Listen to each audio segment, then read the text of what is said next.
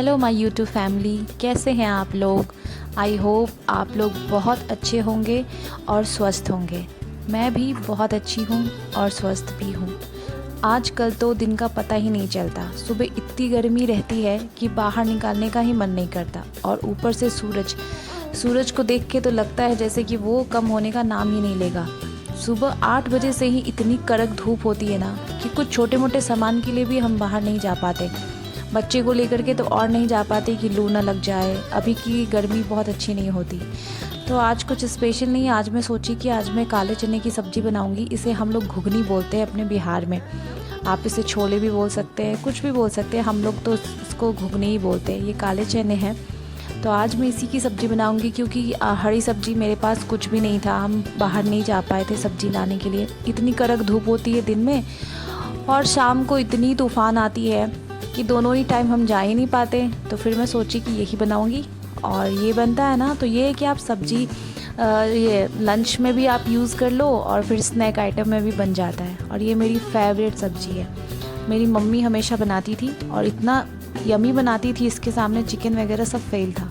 Process तो बिल्कुल भी सेम ही होता है जैसे बाकी छोले बनते हैं। सेम इंग्रेडिएंट, सेम सब कुछ। और प्याज इसमें थोड़ी ज़्यादा पड़ती है, क्योंकि पूरा जितना भी ग्रेवी होता है वो तो सारा इसी से बनता है। सेम इंग्रेडिएंट, सेम मसाले सब वही पड़ते हैं, बस टेस्ट अलग आता है। जो नॉर्मल काबुली चना के छोले होते हैं उसके टेस्ट अलग होते हैं, ये ब्लैक वाले छोले के अलग टेस्ट होते हैं। सबका अलग अलग होता है, और इसका टेस्ट तो बहुत ही अलग होता है। हमारे बिहार में इसको घुगनी बोलते हैं। और ना इसको चावल के साथ भी खाते हैं, पराठा, रोटी, जिसके साथ आपको अच्छा लगे आप खाइए। हम तो चावल के साथ और पराठा दोनों के साथ ही खाएंगे। और इसमें ये है ना कि आप इसको कुकर में आराम से बना लो। मैं तो क्या करती हूँ ना, इसको बॉईल नहीं करती, डायरेक्ट से रात को इसको सोख करके रख देती हूँ, और सुबह सेम प्रोसेस से जैसे बनाते हैं, बस कुकर में सीटी बहुत ज़्यादा लगाती हूँ, 5-6 सीटी लगाती हूँ, जिससे ये इसके अंदर ही पूरा कुक हो जाता है। फिर आप चाहो तो पहले इसको बॉईल कर लो जैसे बाकी छोले बनते हैं, फिर वापस से इसको बनाओ। तो मैं इसको बॉईल नहीं करती, डायरेक्ट इसी में 4-5 सीटी लगा देती हूँ, और ये बनके रेडी हो जाता है। बस इसके मसाले को थोड़ा अच्छे से पेशेंसली भूनती हूँ, ताकि बहुत भुनाई पे डिपेंड करता है सब्ज़ी का टेस्ट। भुनाई अगर अच्छे से करो तो सब्ज़ी बहुत अच्छा आता है। और ये वाली सब्ज़ी तो मेरी फेवरेट है। और इसमें क्या है ना कि आप शाम को ना इसका चाट बना के भी खा सकते हैं, और मुरमुरे के साथ भी खा सकते हैं, मुरही के साथ। हमारे घर पे तो ये जब भी बनता था ना, तो बचा के रखते थे कि शाम को खाना है। खाना में तो खाना ही है, लेकिन इसको शाम को भी खाना है स्नैक आइटम में। तो शाम को फिर इसको मुरही के साथ, या फिर चूड़ा को हल्का सा रोस्ट करके, फ्राई करके उसके साथ खाओ। और धूप तो मैं क्या ही बताऊँ, इतनी धूप है कि छत पे जाने का मन ही नहीं करता। तो सारे कपड़े बालकोनी में ही डाल देती हूँ, और फिर उतनी ऊपर जाओ छत पे, और इतनी कड़क धूप में तो नहीं मन करता। तो कपड़े कम होते हैं तो बालकोनी में ही डाल देती हूँ।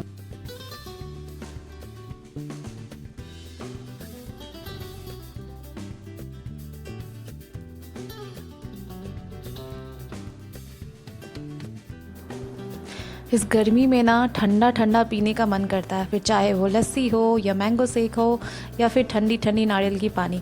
तो हम तो बाहर जा नहीं सकते थे, तो फिर मेरे पास मैंगो था। मैं सोची आज मैंगो शेक बनाती हूँ। फिर क्या था, मैंगो को कट करके उसमें डाल दो, बहुत ही ईजी प्रोसेस होता है, तुरंत बन भी जाता है। बस उसमें चीनी डालो और दूध डालो। ड्राई फ्रूट्स भी डाल सकते हैं, पर हम इसलिए नहीं डाले क्योंकि मेरे बच्चे नहीं पीते हैं। उनके मुँह में आता है ना, तो फिर वो नहीं पीते। सारे बच्चे का यही नौटंकी होता है। और बस ठंडा ठंडा दूध इसमें डालो और उसको ग्राइंड कर लो, बन गया मैंगो शेक। बाहर जाने की तो बिल्कुल भी ज़रूरत नहीं है। अगर सारे इंग्रेडिएंट घर में हैं तो एक नंबर मैंगो शेक बन जाता है घर में। और मलाई है तो आप उसमें एडिशनल मलाई भी डाल दो। मेरे पास मलाई नहीं था, बच्चे कभी कभी ना मलाई और रोटी भी खा जाते हैं, तो मलाई नहीं बच पाता। और बस मैंगो शेक बन के रेडी। और जो राहत देता है ना इस गर्मी में, आप थोड़ा आइसिंग डाल के इसको पियो, बहुत अच्छा लगता है। मतलब अगर आप काम करें, मैं तो काम करते करते पूरा अजीब हो गया था, गर्मी लग रही थी, तो बस मैंगो शेक पी के इतना अच्छा लगा, एकदम तसल्ली मिली गले को। और तब तक मेरा सब्ज़ी भी बन के रेडी हो गया। ये देखिए कितना अच्छा इसका टेक्सचर आया है, और कलर भी, और खुशबू तो थी ही बहुत अच्छी। और बस इसको हम ट्रांसफ़र कर लेते एक बॉल में। लंच मेरा ऑलमोस्ट रेडी हो गया है। बच्चे भी अब अपना नाश्ता वास्ता करके फ्री हैं, तो अब बस गरम गरम चावल बनेगा, और फिर सब हम लोग खाने के लिए बैठ जाएंगे। और सब्ज़ी बन जाती है ना तो मुझे तो लगता है कि मेरा सारा काम हो गया। सबसे हार्ड हमको सब्ज़ी बनाना ही लगता है, तो मैं सबसे पहला काम सब्ज़ी बना के फ्री होना पसंद करती हूँ। बाकी चीज़ तो फिर होता रहेगा, मैं करती रहूँगी धीरे धीरे।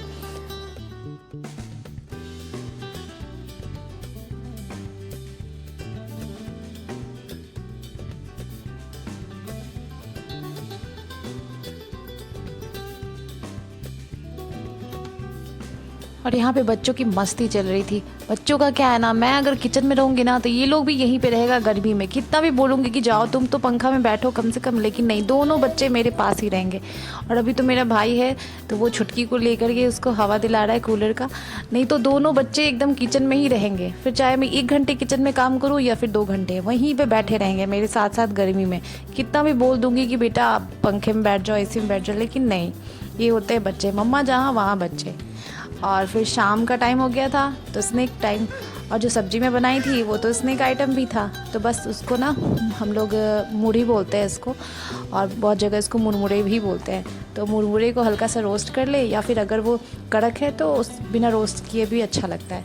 मुरमुरे डालें और फिर उसके ऊपर हमारा जो सब्ज़ी बन के रेडी हुआ था, हम लोग उसको तो घुगनी बोलते हैं, तो घुगनी को बस उसके ऊपर डालें और थोड़ा सा प्याज डालें, और अगर आपके पास मिक्सचर है तो मिक्सचर डालें, एडिशनल है उसके बाद आप कुछ भी डाल सकते हैं। वैसे तो ये ऐसे ही अच्छा लगता है। हमारे स्कूल में ना एक लेडी थी, वो छोला और मूढ़ी बेचती थी, इतना अच्छा टेस्ट आता था ना उनका। पर उनके जो छोले थे ना वो वाइट वाले मटर होते थे, और यहाँ पे हमारा घुगनी है, तो हमारे बिहार में उसको घुगनी और मूढ़ी बोलते हैं, जिसको शाम के टाइम में खाने में बहुत अच्छा लगता है। आप लोग भी बनाइएगा, ट्राई कीजिएगा, और कौन कौन बिहार से है और कौन कौन घुगनी और मूढ़ी खाता है वो ज़रूर मैसेज करेंगे। और वीडियो कैसा लगा ज़रूर बताइएगा। फिर मिलेंगे नए ब्लॉग में, नए वीडियो में। Thank you so much for watching.